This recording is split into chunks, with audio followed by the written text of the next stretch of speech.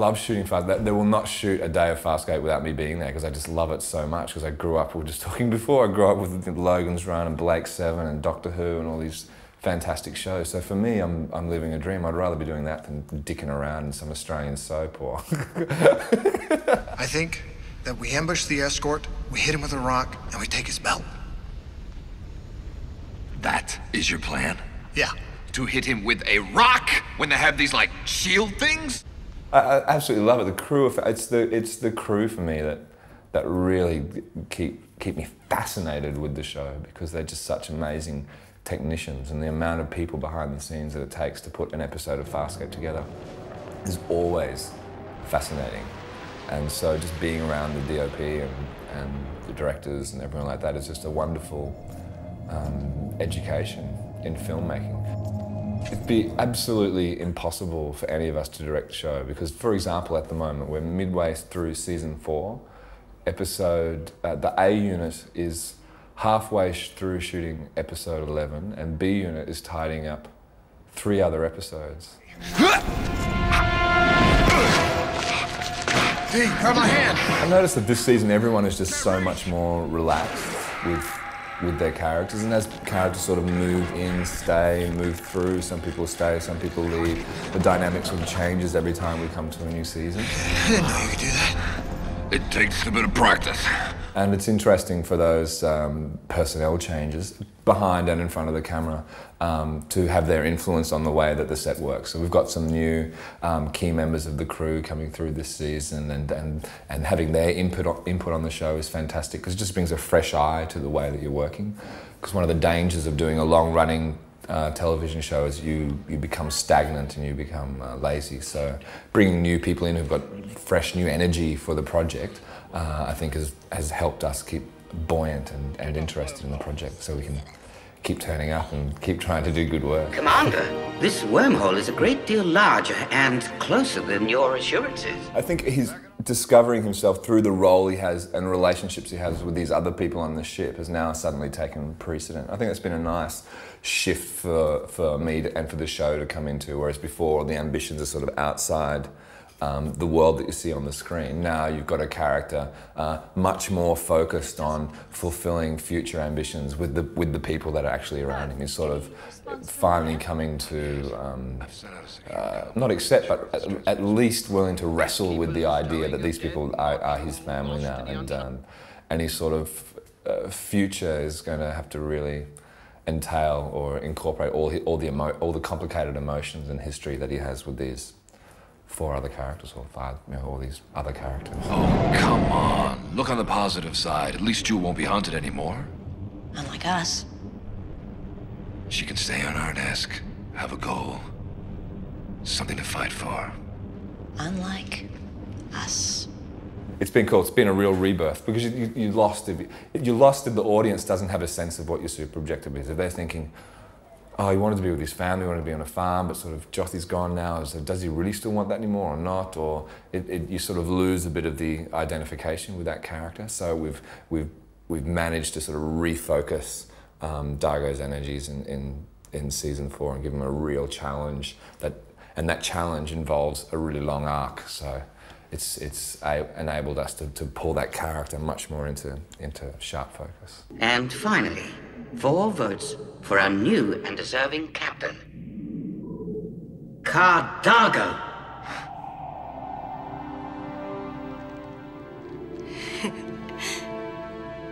It doesn't worry me that sometimes that there seems to be an ambiguity, because I think all great characters flesh out the ambiguities rather than the consistencies. Consistent characters are the really boring ones that you know how they're going to be, what they're going to do around the corner. And I think we've shown quite a bit of ambiguity with lots of characters on Farscape, so it's interesting to see them reacting to things in ways that you think are completely inappropriate. Ah! I am bleeding! Will you look at me? I am bleeding! Dargo's never had his fill of chicks and babes from other planets. My one goal for Dargo this season is to make Dargo the biggest slut that space has ever seen. Do you say slut in England? Do you feel that? Just let the tug of energy tell you How fast do you need to work? He just loves getting out there and just cracking onto chicks of all different species, sizes, types. It's just, that's his thing. Perhaps. Being here, I've really enjoyed it. Yeah. Yeah. I'm most proud of bringing looseness to him because it's taken so much work. Just not only in terms of sort of psychological and emotional makeup of the character, but just also within working with the physical constraints of working in prosthetics and makeup.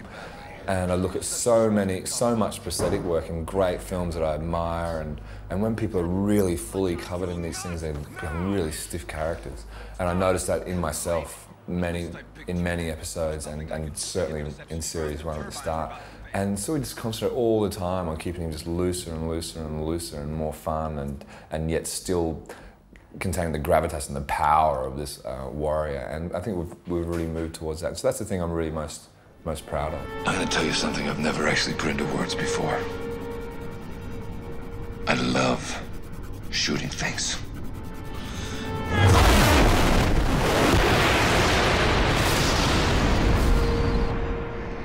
You know what?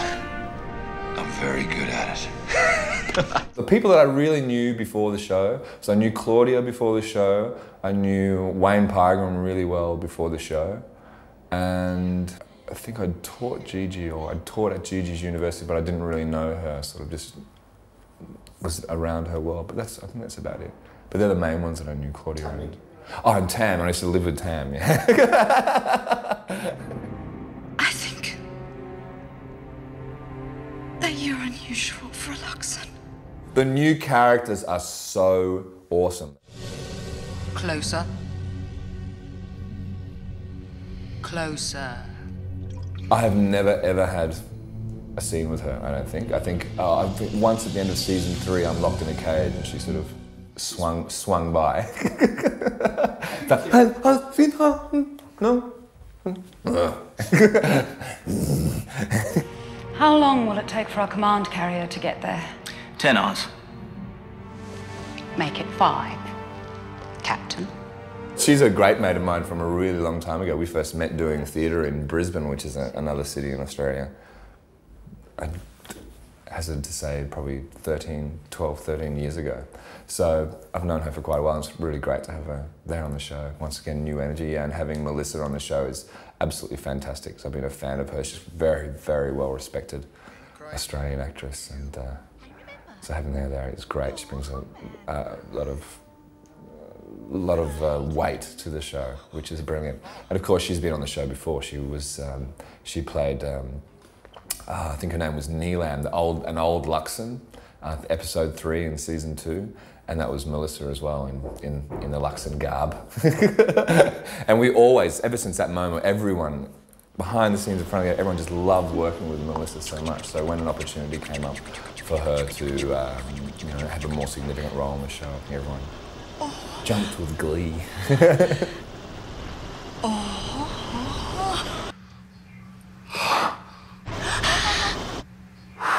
D, what's up? Nothing, it's Snorati. Is she in pain? No, it's the opposite. She's experiencing intense pleasure. Very intense.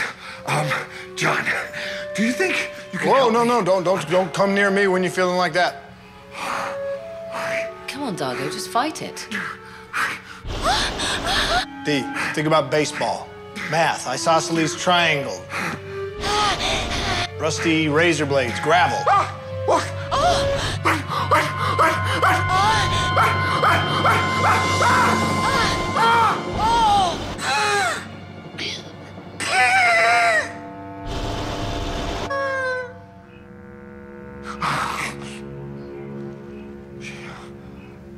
She lost it.